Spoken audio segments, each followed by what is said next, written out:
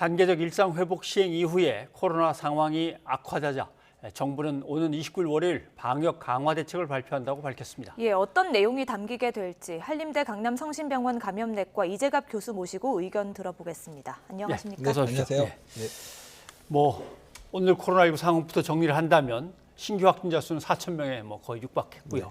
그다음에 위중증 환자가 600명을 넘기면서 이게 계속 600명을 넘긴 상태로 최고치를 기록하고 있습니다. 이 정도면 지금 어떤 상황입니까? 그러니까 지금 수도권의 중환자실 가동률이 지금 83% 이렇게 넘어선 상황이잖아요. 예. 지금 수도권 전체에서 중환자가 발생했을 경우에 이제 바로 입원하기가 좀 어려운 상황들. 그래서 예. 지금 각 대학병원의 응급실에 중환들이 지금 중환자를 배정 못하고 응급실에서 그냥 치료를 받고 있는 그런 상황들이 상당히 좀 여러 데서 있고요. 일단 요양병원이나 이런 데서 환자가 발생을 했는데 이제 그런 환자들이 전원이 안 돼서 요양병원 자체에서 좀 치료를 하고 있는 이런 상황들이 좀 여러 군데서 좀 발생하고 있다고 보시면 될 것 같습니다. 예, 말씀하신 것처럼 병상이 거의 마비 상태입니다. 당장 늘리는 건 좀 어려울 것 같은데요. 다른 대안이 없겠습니까?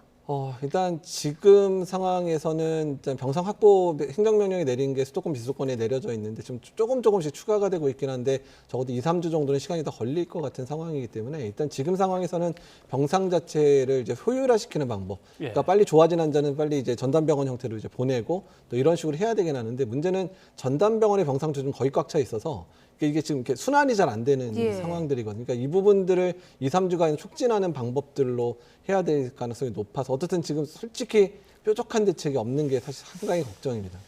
지금 말씀하신 것도 좀 상당히 좀 어둡고 무겁게 들립니다만은 방역 지침을 그래서 다시 강화해야 되는 거 아닌가. 그래서 오늘 발표를 한다고 맨 처음에 얘기가 돼 있었는데 29일 월요일 옮겨졌습니다. 뭔가 이견이 좀 심각해서 그런가요? 왜 연기가 됐을까요? 그러니까 이제 지금 상황에서는 이제 중환자 체계가 안정될 때까지는 어쩔 수 없으니까 이제 유행 곡선이 꺾이면, 그러니까 확진자의 전체 규모가 줄어들면 중증 환자도 줄어들 방법밖에 없기 때문에 그래서 많은 방역 전문가들이 일단은 거리두기를 강화하는 방안을 갈 수밖에 없다. 특히 이제 대표적인 게 미접종자에 모일 수 있는 비율을 줄인다든지, 그래서 현재 4명이면 2명을 줄인다든지, 아니면 방역 패스를 강화한다든지, 아니면 그것만으로 안 된다 그러면 영업시간 제한이나 이런 부분들도 다시 한번 고민할 필요가 있다고 얘기를 했지만 사실 이제 자영업이나 소상공인 같은 분들은 11월 이후에 그나마 지금 영업을 재개하면서 그나마 좀 회복되고 있는 상황이 다시 찬물을 끼얹을 수밖에 없는 상황이기 때문에 정부 차원에서 보상을 확실히 약속하지 않는다 그러면 우리는 이번에 동참할 수 없다 이렇게 이제 의견을 얘기하고 있어서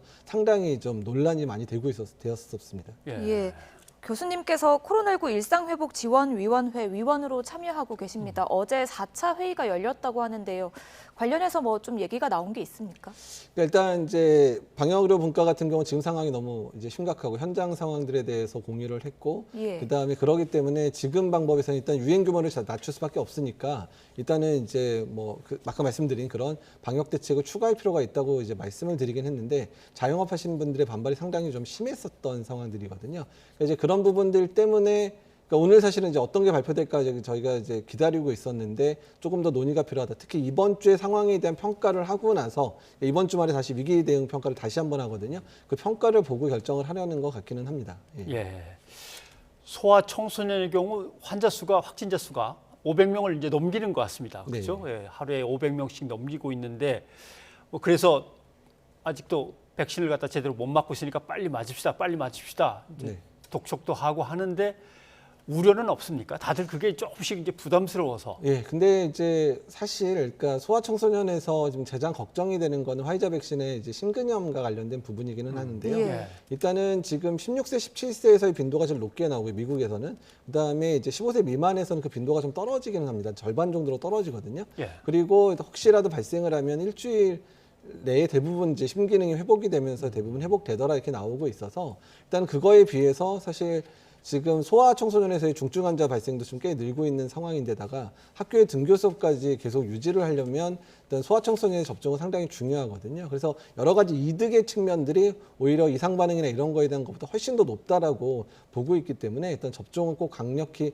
추구해야 되고요. 일단 예를 들어 유럽이나 미국 같은 경우는 강력하게 권고할 뿐만 아니라 유럽의 일부 국가들은 거의 80% 이상의 접종이 이루어지기도 했거든요. 그러니까 이런 부분 볼 때 꼭 접종 필요하다고 생각이 듭니다. 예, 그리고 백신 접종과 관련해서는 그 증명서 같은 방역 패스를 정부가 이제 유효 기간을 6개월로 설정하는 방안을 검토하고 있다고 하는데요. 이렇게 이렇게 되면 추가 접종이 좀 의무화되는 겁니까? 어떻게 되는 겁니까? 그러니까 이제 추가 접종, 그러니까 이제는 이제 그러니까 이번에 추가 접종 부스터샷으로 얘기했던 거를 아예 정규 스케줄로 만들어야 되는 게 아니냐는 얘기가 계속 나옵니다. 그러니까 아예 3차 접종이고 그 이후에 맞는 접종을 뭐 1년마다 맞을지 뭐 6개월 맞을지 모르지만 그거를 이제 부스터샷으로 해야 된다. 특히 델타 변이 때문에 일단 예방 접종은 3회 접종을 하는 게 이제 아예 이제 고정적으로 맞는 게 좋겠다 이런 얘기가 되고 있어서 일단은 이 방역 패스와 관련된 부분들도 접종을 완료하는 걸 3회로 생각하고 만들자 이런 개념으로 생각하는 게 더 맞을 것 같습니다. 예. 아까 리포트에서 나왔습니다만 남아프리카 공화국에서 또 네. 새로운 변이가 이제 나타났다라고 해서 긴장들 하고 있습니다. 새로운 변이가 나타날 때마다 그래도 강한 것이 주로 나오는 것 같아서 네. 이렇게 되면은 감염은 또 빨리 되고 또는 어떻게 내성 같은 게 생겼는지는 모르겠지만 백신은 잘 안 듣고 이러는 거 아니냐 이제 이 문제인데 어디까지 지금 이게 규명이 돼 있나요? 그러니까 일단 유전자 배열이나 이런 걸 봐서는 현재 포함되어 있는 그러니까 변이가 일어난 부위의 전파력을 강화시키는 변이 그리고 백신 효과를 떨어뜨리는 변이가 포함된 것 같다라는 정도가 나온 상황이고요. 근데 실제로 남아공에서의 상황이 지금 2, 3주 사이에 그 누변이가 델타 변이를 앞질러 가지고 거의 한 7, 80%가 누변이로 좀 바뀐 상황이고 남아공이 지금 몇 주 사이에 확진자 범위가 거의 10배 이상 뛰고 사망자도 100여 명이 넘는 상황이 발생하고 있어서 이게 누변의 영향이 아닌가라고 얘기가 나오고 있습니다. 그래서 예. 일단은 남아공의 상황이나 여러 가지 연구들을 더 종합은 해야 되겠지만 일단은 상당히 이제 좀 위협이 되는 그런 바이러스겠구나 이렇게 생각을 하고 있습니다. 알겠습니다. 일단 이것은 뭐 전문가들이 이제 밝혀내는 걸 네. 기다려야 되는 거고 당장은 마스크 철저히 쓰면서 일단 고령층들이 빨리 추가 접종을 받으셔야겠네요. 네, 이번 겨울에 알겠습니다. 가장 중요한 부분입니다. 예. 예. 여기까지 듣겠습니다. 이재학 교수님 고맙습니다. 네, 감사합니다.